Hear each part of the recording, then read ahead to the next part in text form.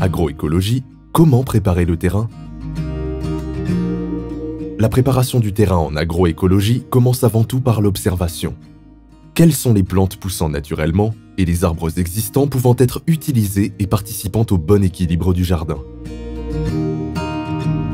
Ensuite, une réflexion s'opère pour dessiner le jardin et identifier d'autres zones.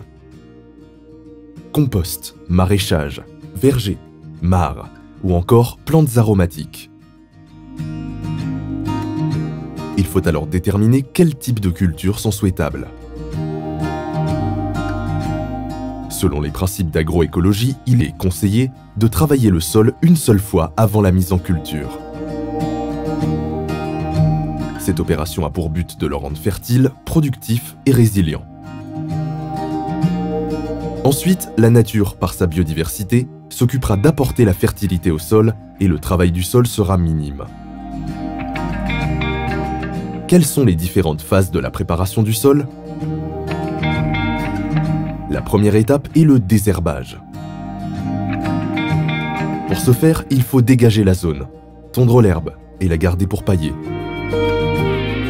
Puis, à l'aide d'une bêche, d'une fourche ou d'une grelinette, il faudra travailler le sol sur une profondeur de 20 à 30 cm en retournant la terre. Le terrain sera alors décompacté et prêt à accueillir des fertilisants naturels. La seconde étape est donc l'apport en matière organique. Il en existe deux types, les végétales, compost, algues, purin, ou animales, fumier, corne broyée, sans sécher. Ces engrais seront à apporter en petite quantité, pas plus de 1 à 3 kg au mètre carré. La troisième et dernière étape de la préparation du sol est le paillage. Cela consiste à recouvrir le sol avec des déchets verts secs, paille, résidus de tonte, copeaux de bois. Le paillage évite l'installation de mauvaises herbes, limite les arrosages, protège le sol et permet de garder les légumes propres. La culture sur butte, la technique des lasagnes, les planches permacoles.